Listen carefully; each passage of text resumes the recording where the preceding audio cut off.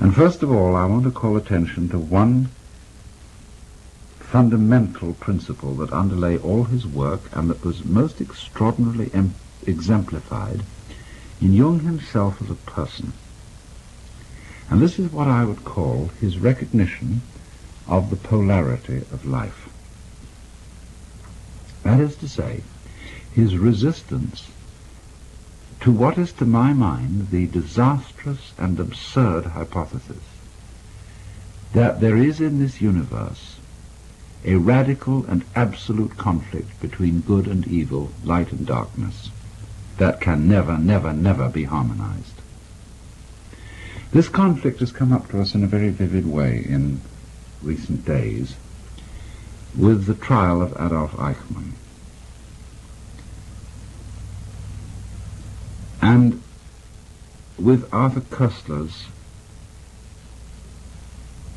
passionate denunciation of any sort of philosophy of life, and he's thinking in mind, he has in mind particularly Eastern philosophies like Buddhism and Hinduism, which so slur the absolute differences between good and evil that in their name one could justify the sort of crimes which were committed in the concentration camps of Germany. And it's interesting, too, that certain people accused Jung also of Nazi sympathies because he, too, would not subscribe to the absolute state of a war between good and evil, going down to the very roots of the universe. Obviously, when certain crimes and catastrophes occur, human emotions are deeply and rightly aroused. And I would, for myself, say that were I in any situation where an Eichmann was operating, I would be roused to a degree of fury that I can hardly imagine in my present existence, but I know it would come out from me. I would oppose those sorts of villainies with all the energy that I have, and if I was trapped in such a situation, I would fight it to the end. But at the same time, I would recognize the relativity of my own emotional involvement. I would know that I was fighting a man like Eichmann in the same way, shall we say, as a spider and a wasp, insects which naturally prey upon one another and fight one another, do so. But as a human being, I would not be able to regard my adversary as a metaphysical devil. That is to say, as one who represented the principle of absolute and unresolvable evil. And I think this is the most important thing in Jung, that he was able to point out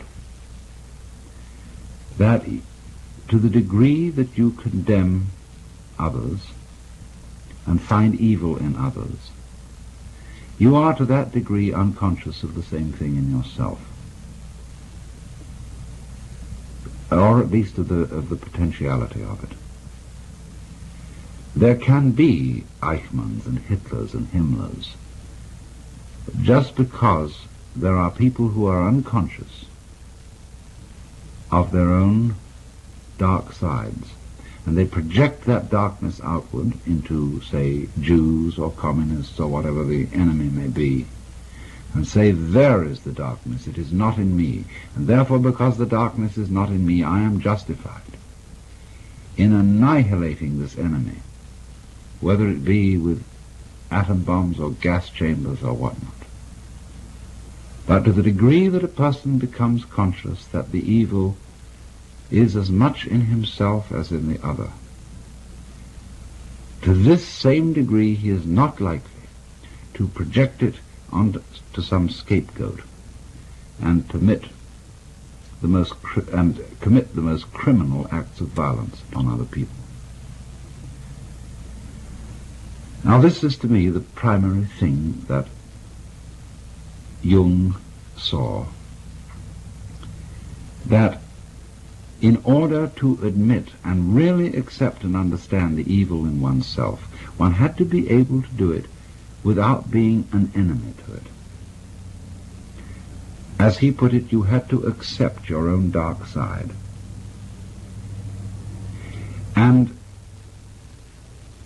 he had this preeminently in his own character. I had a long talk with him back in 1958, and I was enormously impressed with a man who was obviously very great, but at the same time with whom everyone could be completely at ease. There are so many great people, great in knowledge or great in what is called holiness, with whom the ordinary individual feels rather embarrassed. He feels inclined to sit on the edge of his chair and to feel immediately judged by this person's wisdom or sanctity.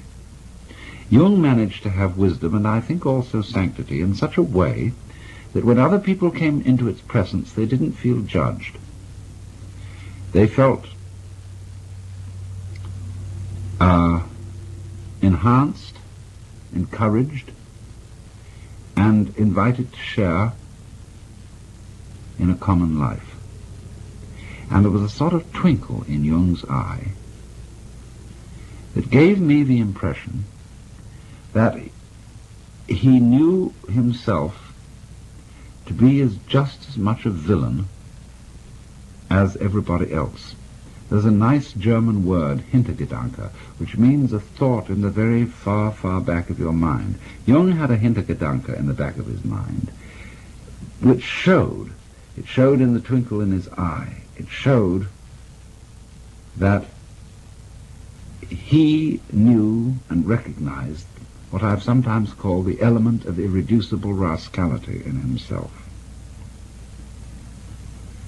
And he knew it so strongly and so clearly, and in a way so lovingly, that he would not condemn the same thing in others, and therefore would not be led into those thoughts, feelings, and acts of violence towards others, which are always characteristic of the people who project the devil in themselves upon the outside, upon somebody else, upon the scapegoat. Now this made Jung a very integrated character. In other words, here I have to present a little bit of a complex idea. He was a man who was thoroughly with himself, having seen and accepted his own nature profoundly. He had a kind of unity and absence of conflict in his own nature, which had to it this additional complication that I find so fascinating.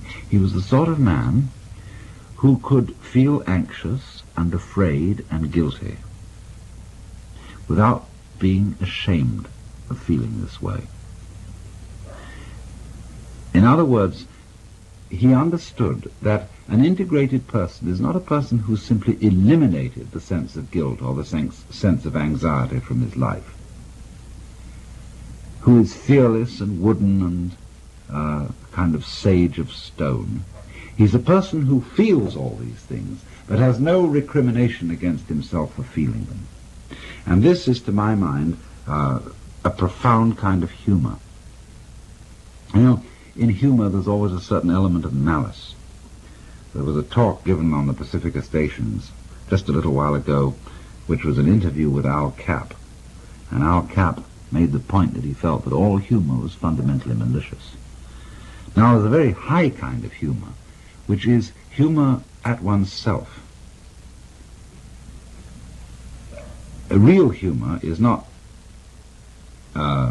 jokes at the expense of others. It's always jokes at the expense of oneself, and of course it has an element of malice in it.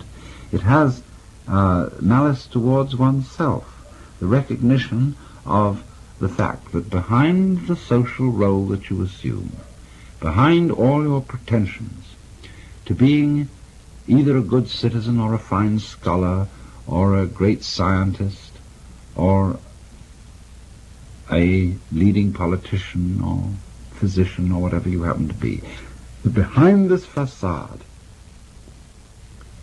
there is a certain element of the unreconstructed bum, not as something to be condemned and wailed over, but as something to be recognized as contributive to one's greatness and to one's positive aspects in the same way that manure is contributive to the perfume of the rose.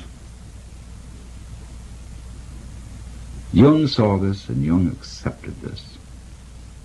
And I want to read a passage from one of his lectures, which I think is one of the greatest things he ever wrote, and which has been a very marvelous thing for me. It was in a lecture delivered to a group of clergy in Switzerland a considerable number of years ago, and he writes as follows: "People forget that even doctors have moral scruples, and that certain patients' confessions are hard even for a doctor to swallow. Yet the patient does not feel himself accepted, unless the very worst in him is accepted too. No one can bring this about by mere words. It comes only through reflection, and through the doctor's attitude towards himself and his own dark side. If the doctor wants to guide another, or even accompany him a step of the way, he must feel with that person's psyche. He never feels it when he passes judgment. Whether he puts his judgments into words or keeps them to himself makes not the slightest difference. To take the opposite position and to agree with the patient offhand is also of no use, but estranges him as much as condemnation. Feeling comes only through unprejudiced objectivity. This sounds almost like a scientific precept, and it could be confused with a purely intellectual, abstract attitude of mind. But what I mean is something quite different. It is a human quality, a kind of deep respect for the facts, for the man who suffers from them, and for the riddle of such a man's life. The truly religious person has this attitude. He knows that God has brought all sorts of strange and inconceivable things to pass, and seeks in the most curious ways to enter a man's heart. He therefore senses in everything the unseen presence of the divine will. This is what I mean by unprejudiced objectivity. It is a moral achievement on the part of the doctor, who ought not to let himself be repelled by sickness and corruption. We cannot change anything unless we accept it. Condemnation does not liberate, it oppresses. I am the oppressor of the person I condemn, not his friend and fellow sufferer. I do not in the least mean to say that we must never pass judgment when we desire to help and improve. But if the doctor wishes to help a human being, he must be able to accept him as he is. And he can do this in reality only when he has already seen and accepted himself as he is. Perhaps this sounds very simple, but simple things are always the most difficult. In actual life, it requires the greatest art to be simple, and so acceptance of oneself is the essence of the moral problem and the acid test of one's whole outlook on life. That I feed the beggar, that I forgive an insult, that I love my enemy in the name of Christ, all these are undoubtedly great virtues. What I do unto the least of my brethren, that I do unto Christ. But what if I should discover that the least amongst them all, the poorest of all beggars, the most impudent of all offenders, yea, the very fiend himself, that these are within me, and that I myself stand in need of the alms of my own kindness, that I myself am the enemy who must be loved, what then? Then, as a rule, the whole truth of Christianity is reversed. There is then no more talk of love and long-suffering. We say to the brother within us, Raka, and condemn and rage against ourselves.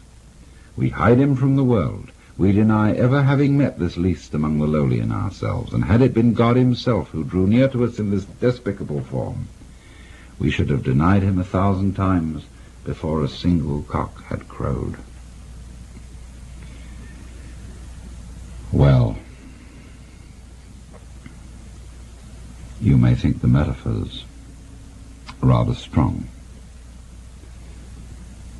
but I feel that they are not so needlessly. This is a very, very forceful passage, and a memorable one in all Jung's works, trying to heal this insanity from which our culture in particular has suffered, of thinking that a human being can become hale, healthy, and holy by being divided against himself in inner conflict, paralleling the conception of a cosmic conflict between an absolute good and an absolute evil, which cannot be reduced to any prior and underlying unity. In other words, our rage, and our very proper rage, against evil things which occur in this world, must not overstep itself. For if we require as a justification for our rage a fundamental and metaphysical division between good and evil, we have an insane and in a certain sense schizophrenic universe, of which no sense whatsoever can be made. All conflict, Jung was saying, all opposition has its resolution in an underlying unity. You cannot understand the meaning of to be unless you understand the meaning of not to be. You cannot understand the meaning of good unless you understand the meaning of evil. Even St. Thomas Aquinas saw this, for he said that just as it is the silent pause which gives sweetness to the chant, so it is suffering, and so it is evil, which makes possible the recognition of virtue.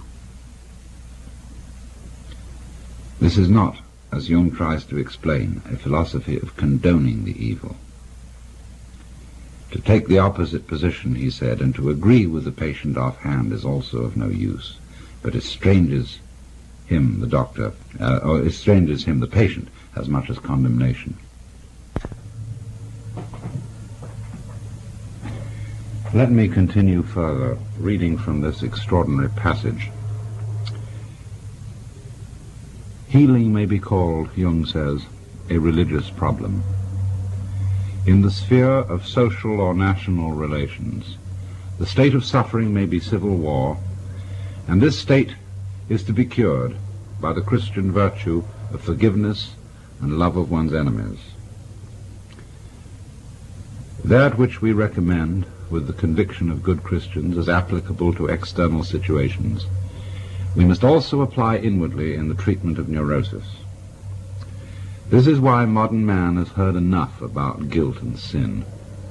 He is sorely beset by his own bad conscience, and wants rather to know how he is to reconcile himself with his own nature, how he is to love the enemy in his own heart, and call the wolf his brother.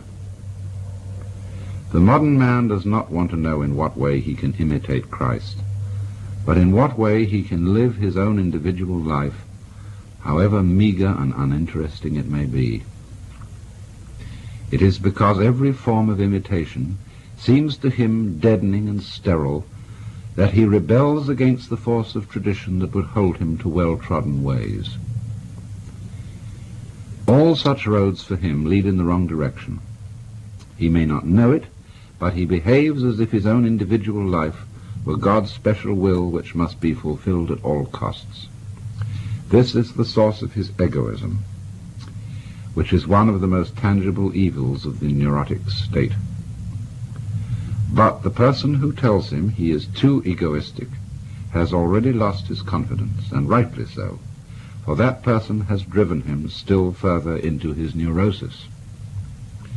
If I wish to effect a cure for my patients, I am forced to acknowledge the deep significance of their egoism. I should be blind indeed if I did not recognize it as a true will of God. I must even help the patient to prevail in his egoism. If he succeeds in this, he estranges himself from other people. He drives them away, and they come to themselves, as they should, for they were seeking to rob him of his sacred egoism. This must be left to him, for it is his strongest and healthiest power. It is, as I have said, a true will of God, which sometimes drives him into complete isolation. However wretched this state may be, it also stands him in good stead, for in this way alone can he get to know himself and learn what an invaluable treasure is the love of his fellow beings. It is, moreover, only in the state of complete abandonment and loneliness that we experience the helpful powers of our own natures. End of quote. This is a very striking example of Jung's power to comprehend and integrate points of view as well as psychological attitudes that seem on the surface to be completely antithetical. For example, even in his own work, when he was devoting himself to the study of Eastern philosophy, he had some difficulty in comprehending the, let's say, the Buddhistic denial of the reality of the ego. But you can see that in practice, in what he was actually trying to get at, he was moving towards the same position that is intended in both the Hindu and the Buddhist philosophy about the nature of the ego. Just, for example, as the Hindu will say, that the I principle in man is not really a separate ego, but an expression of the universal life of Brahman, or the Godhead. So Jung is saying here that the development of the ego in man is a true will of God, and that it is only by following the ego that one, and developing it to its full extent, that one fulfills the function which this, you might say, temporary illusion has in man's psychic life. For he goes on and says here, when one has several times seen this development at work, one can no longer deny that what was evil has turned to good, and that what seemed good has kept alive the forces of evil. The archdemon of egoism leads us along the royal road to that ingathering which religious experience demands. What we observe here is a fundamental law of life, enantiodromia, or conversion into the opposite.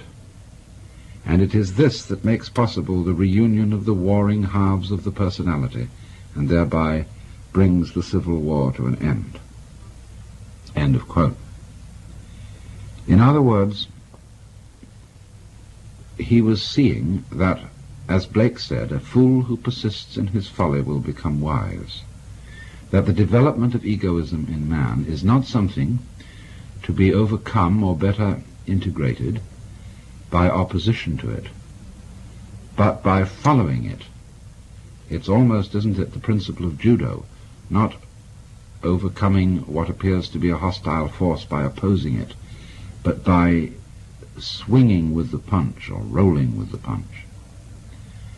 And so by following the ego transcends itself.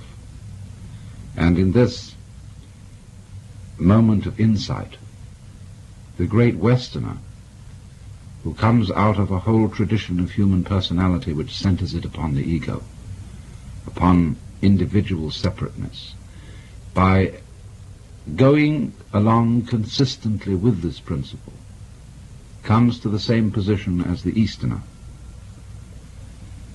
That is to say, to the point of view where one sees conflict, which at first sight had seemed absolute, as resting upon a primordial unity, and thereby attaining a profound, unshakable peace of the heart. which can nevertheless contain conflict, not a peace that is simply static and lifeless,